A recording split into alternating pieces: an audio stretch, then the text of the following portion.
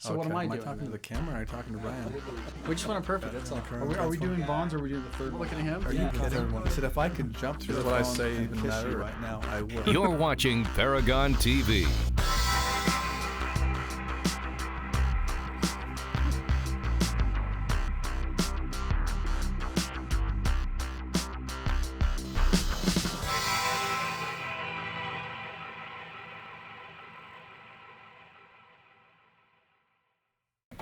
Welcome back to Paragon TV. I'm Ryan Garrett. I'm with Dave Young. Dave, you just got back from Kansas.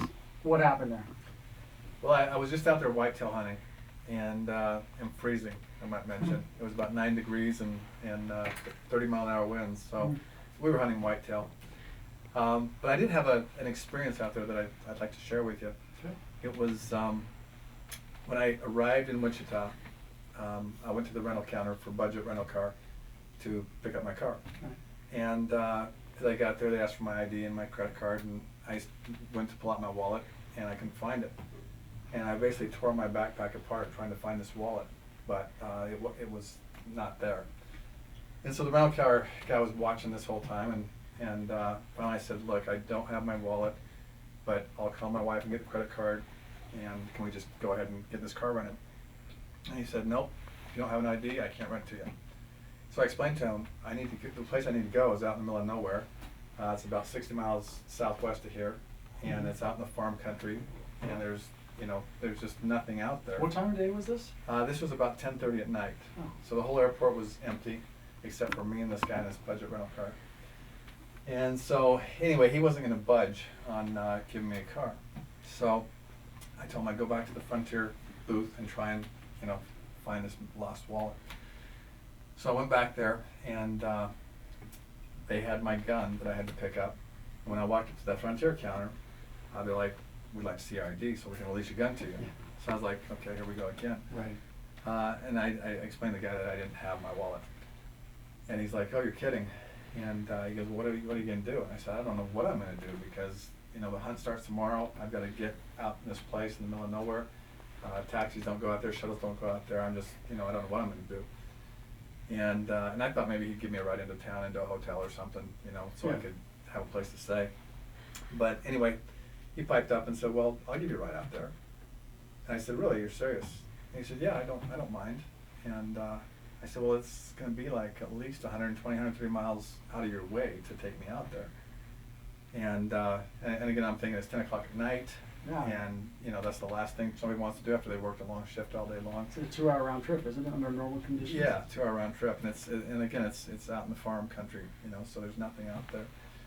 But anyway, he offered, and then I started thinking, geez, maybe he's an axe murderer or something. I mean, he seemed awfully volunteering-ish. He's going to be taking me out to, Friday the 13th kind of scenery. But anyway, so I was a little concerned about that, but I thought, what the heck, I'll take my chances because I really wanted to get out there. So anyway, about 20 minutes later, he pulls up in this old model Camry.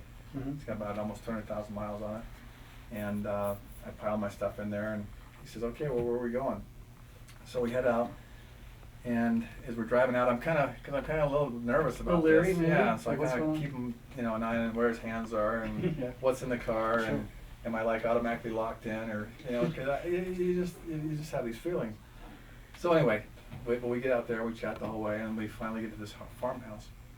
And then he says to me, I said, can I just get your name and your address? I'd like to send you a check to cover your costs for taking me out here. I really appreciate that. And he's like, no. He said, I wouldn't. I don't want your money. And I said, are you sure? I want to at least pay for your gas. And he said, no, I didn't do this because I wanted to make money off of it, or I expect anything. I did this to help you because you were in a bind. And I said, really? I said, you're like a one of a kind, kind of person to actually give me a ride out here and not expect anything for it. And he said, well, I do expect one thing for it. And I said, well, what's that? And he said, well, if you ever find someone in this same situation or something similar, I want you to drop what you're doing and help them out. That's all I ask. Mm-hmm. It's just if you'll help somebody the way I've helped you. Yeah. And I just thought, and the guy's name was Pete. Yeah, Pete at Frontier. And I was just so impressed with that, that he would do that.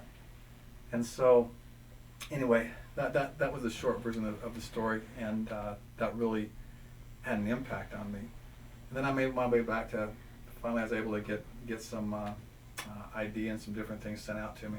Mm-hmm. I made my way back to Salt Lake at the end of the week, but all my credit cards were canceled, right? Yeah. So now I'm in Salt Lake Parking Authority, and I'm leaving.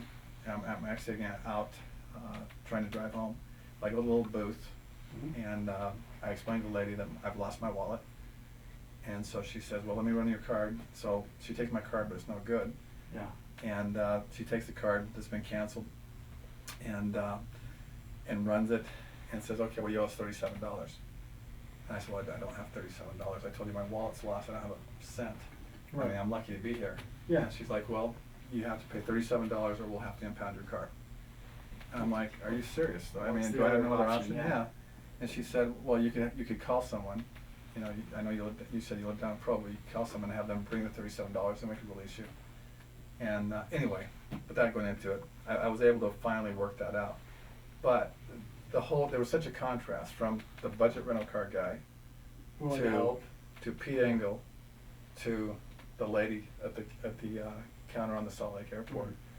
And it just made me think, you know, of the type of people that we want to be, you know, that make a positive difference and help people out there. I was just really impressed with this Pete Engel that helped me. That's a really nice story for the Christmas season. It seems really appropriate. Thanks for sharing that. Thanks, Ryan. And thanks for watching Paragon TV. I'm Ryan Garrett.